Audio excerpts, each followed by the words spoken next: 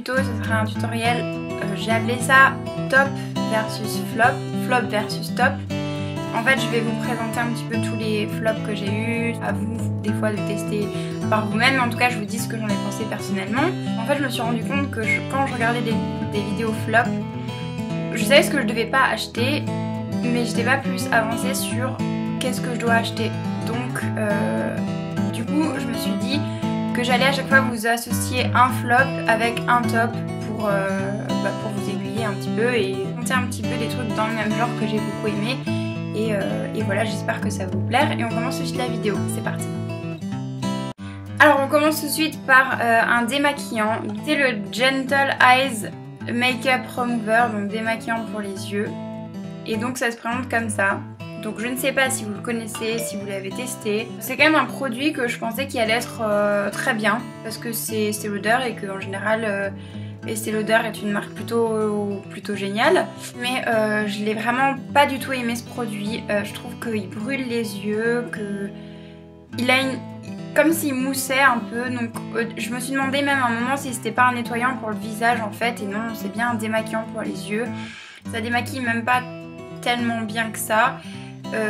Vraiment très déçue par ce démaquillant et voilà. Donc en contrepartie, donc j'ai un démaquillant. Donc moi j'utilise pas de démaquillant normal en fait parce que j'utilise que des démaquillants, des mascaras waterproof. Du coup j'utilise des démaquillants waterproof aussi. Donc c'est celui de chez Nivea et moi je trouve que c'est le démaquillant waterproof qui me brûle le moins les yeux et qui est le plus agréable à utiliser. Très franchement je l'aime beaucoup. Les démaquillants waterproof c'est pas ce qu'il y a de plus agréable, mais celui-là je trouve que c'était le meilleur de ce que j'ai pu tester et j'ai testé beaucoup de démaquillants waterproof. Celui-là est vraiment très bien je trouve. Ensuite donc on va passer au teint. Donc j'ai testé des bases de teint, j'en ai testé pas mal. Donc j'ai testé celui de chez Benefit, voilà, j'ai testé celui de chez Maybelline et j'ai testé celui de chez L'Oréal. Donc c'est le Nude Magic Blur Cream. Donc voilà comment ça se présente.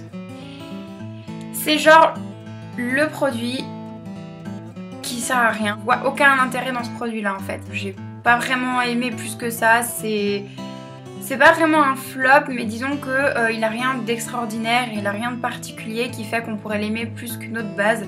Vaut mieux mettre son argent dans autre chose. Donc si vous cherchez une base où mettre votre argent, je vous propose la plus belle, la plus somptueuse, c'est celle de chez Smashbox. C'est la Smashbox Photo Finish Foundation Primer Unificateur de teint, donc sans huile. Donc je l'ai en format échantillon, je voulais la tester avant d'acheter le gros pot qui coûte quand même 30 €. Donc ça je l'ai payé 10,90 €, non 9,90 €. Celle de chez L'Oréal je l'ai payée je crois dans les 18 € je crois, c'est quand même assez cher. Ça fait une peau de porcelaine, hyper facile à utiliser, hyper agréable. Vraiment celle-là elle est top. Ensuite donc je continue avec une bébé crème. J'aime beaucoup tester les bébé crèmes parce que je trouve que c'est des textures en général assez agréables. Je vais me faire un petit plaisir et tester une bébé crème de chez Clarins. Donc voilà la bébé crème de chez Clarins. Voilà, on va éviter les reflets. C'est la bébé Skin Perfecting Cream. Perfecteur de teint, unifie, revitalise et protège. Et donc comme c'était avec un SPF de 25, je me suis dit que ça pouvait être pas mal. Une méga déception. Sous forme donc de crème, mais pas du tout fluide, pas du tout pratique à utiliser.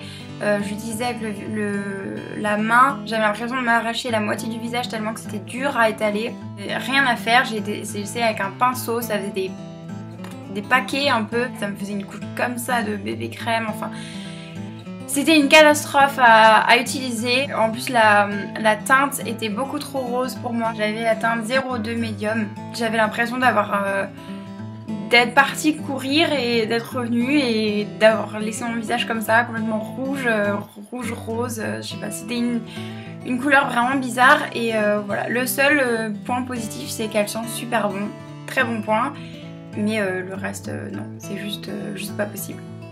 Pour une bébé crème sinon que j'ai beaucoup adoré, je vous parle de la bébé crème de chez L'Oréal qui est genre génial. C'est la Nude Magic Bébé Crème, perfecteur de teint universel, un 5 en 1. recréer la texture et l'éclat d'une peau nue parfaite. Donc moi j'ai la teinte peau claire à médium. En fait la bébé crème est blanche. Je vais vous montrer parce que c'est quand même... Donc je vais vous montrer sur ma main. Voilà, je vous en montre un petit peu. Donc en fait là vous voyez que c'est blanc. Et quand je vais frotter, vous allez voir. Voilà, vous voyez que ça devient brun. Voilà. C'est une texture qui est super fluide, vraiment divine à utiliser, que ce soit à la main ou au pinceau. Ça se fond parfaitement à la couleur de la peau et ça fait une teinte brune en fait, par rose ou rouge ou je ne sais pas. Et c'est vraiment super naturel, ça fait pas du tout paquet sur la peau ou quoi que ce soit, c'est vraiment un vrai bonheur et je l'ai utilisé tout l'été et j'en suis fan et je la trouve géniale. Ensuite donc un fond de teint, un produit de chez L'Oréal Paris, c'est le fond de teint Nude Magique Eau de Teint. Donc je pense que vous avez déjà vu des pubs sur ce fond de teint là. Le résultat est pas très net, pas très harmonieux, je trouve que ça fait un peu des taches, voilà. En plus le packaging est bof, il faut déjà bien secouer et ensuite c'est vraiment pas pratique du tout. Donc en fait c'est un genre de gros pot avec un bouchon comme ça. Donc il n'y a pas de pompe ou quoi que ce soit et du coup il faut un peu le verser dans sa main. Moi je m'en mettais partout, j'en utilisais beaucoup plus qu'il n'en fallait. C'est très fluide, c'est presque aussi fluide que de l'eau. C'est vraiment une vraie galère et vraiment très déçue. Donc si vous cherchez un fond de teint quand même assez naturel, donc comme ce genre de choses, vous avez le fond de teint d'Yves Saint Laurent, c'est le encre de peau que j'ai swatché en magasin qui m'a l'air vraiment pas mal. Je l'achèterai certainement et je vous en ferai une revue, mais je l'ai pas encore acheté. Mais voilà, mais bon, c'est une gamme de prix beaucoup plus haute. Sinon, dans les mêmes genres de prix, vous avez le fond de teint de chez L'Oréal Paris, c'est le teint Accord Parfait. Ça s'ajuste à la couleur et texture de votre peau. Ce fond de teint, il est très naturel, vraiment, il a une texture très agréable, très fluide, très facile à appliquer et j'ai beaucoup aimé. Ensuite, donc on va passer aux lèvres. Donc je commence avec un stylo de chez Kiko. Donc c'est le Long Lasting Color Lip Marker. Donc voilà, donc j'ai le numéro 106, donc c'est un feutre à lèvres très longue tenue. Donc c'est un stylo comme ça. Donc ça donne une couleur un peu comme ça, un peu framboise. C'est un bout en fait en stylo très fin. Et du coup ça fait vraiment comme un feutre en fait pour les lèvres et la texture est super légère, ça fait comme si en fait nos lèvres étaient naturellement marquées de cette couleur là. Le problème c'est que ça file énormément dans les plis et c'est une vraie catastrophe.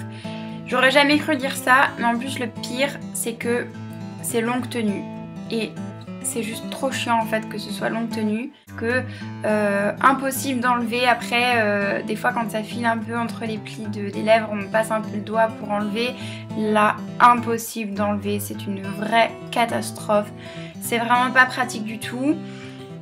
On le voit sur ma main que ça file déjà entre les plis, ça file tout de suite, hein. C'est une texture qui est vraiment trop fluide et c'est franchement pas cool du tout. On va trouver de texture un peu dans le même genre parce que je pense pas que ce soit une texture très appropriée pour les lèvres. Et les Chubby Sticks de chez Clinique qui sont vraiment pas mal du tout. Donc moi j'ai la couleur 08 Grand Dust Grape, donc c'est un peu le même genre de couleur. Si je vous le swatch, c'est un peu le même genre, c'est légèrement plus clair. Et donc c'est une mine rétractable. J'aime beaucoup les Chubby Sticks de chez Clinique et voilà. Ensuite, donc deuxième produit pour les lèvres. Donc pour ce produit là je vous demande vraiment de le tester par vous-même parce que je sais qu'il y a des gens pour qui ce rouge à lèvres là est un chouchou. Pour moi c'est juste un flop atomique, je sais pas si ça fait pareil chez tout le monde, je ne pense pas. Donc en fait c'est le rouge à lèvres Ruby Woo de chez MAC, voilà. Donc c'est le rouge mat, là il paraît un peu plus gros on dirait à la caméra, mais c'est un rouge, un très beau rouge, c'est genre le rouge parfait mat et il est juste divin, il est magnifique, mais le problème c'est qu'il a une texture vraiment trop mat, trop sèche, j'ai l'impression de m'arracher la lèvre en fait, j'ai la lèvre qui part avec le rouge à lèvres, c'est une catastrophe.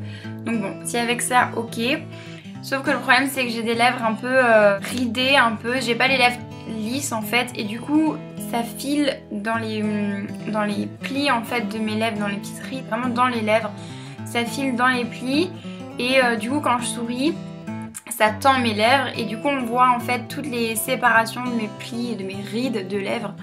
Et du coup c'est pas très joli, et en plus au fur et à mesure ça commence à craqueler un peu. Je pense que c'est pas un rouge à lèvres qui est adapté en fait à mes lèvres, parce que comme dit j'ai pas les lèvres lisses. J'aime pas du tout, j'ai vraiment essayé de le porter plusieurs fois mais j'y arrive pas, et pour moi c'est un flop. Mais bon, la faute au rouge à lèvres, la faute à mes lèvres, je ne sais pas, mais ça ne me va pas du tout. Donc sinon, c'est une nouvelle collection, donc je sais pas si vous en avez déjà entendu parler, mais c'est les L'Oréal Paris Color Riche collection exclusive, et c'est donc les purs rouges, ça ressemble à ça. Donc le packaging est assez sympa, c'est en effet un peu peau de serpent comme ça. C'est vachement sympa, donc moi j'ai le Blake. J'étais trop contente d'avoir trouvé un rouge mat comme ça, parce que c'est aussi le rouge parfait. Franchement c'est quasiment les mêmes couleurs. Et il est super facile à utiliser, à appliquer, il n'est pas du tout sec comme peut être le Ruby Woo. Je suis trop contente de d'avoir trouvé et qu'ils aient sorti cette collection parce que j'étais trop malheureuse. Dernier produit tout court, l'eyeliner de chez Benefit, c'est le Zare Real Push-Up Liner, donc une mine donc super fine. Je l'ai testé parce que vraiment tout le monde en parlait, enfin il y a plein de pubs etc, c'était genre le produit de malade. Et j'étais vraiment super déçue parce que je trouve que c'est une vraie galère à utiliser. Pourtant en général je m'en sors pas trop mal au niveau des liners, mais alors vraiment ce truc là j'arrive pas à l'utiliser. C'est un genre de bout de caoutchouc super fin. En fait le bout de caoutchouc est fendu. Un produit en fait qui sort en genre de gel assez dur quand même. On dirait en fait un liner peau qui a séché. Un peu cette texture là. J'ai pas du tout aimé ce truc là. Personnellement je préfère largement les liners feutres. C'est le Master Precise de chez Maybelline qui est pour moi le meilleur des liners et je l'adore. Voilà les filles, j'espère que ce tutoriel vous aura aidé, que ça vous aura plu. Et si vous voulez voir d'autres vidéos dans ce genre là, n'oubliez pas de mettre un pouce vert et de vous abonner. Et je vous fais très gros bisous en attendant la prochaine vidéo. Ciao!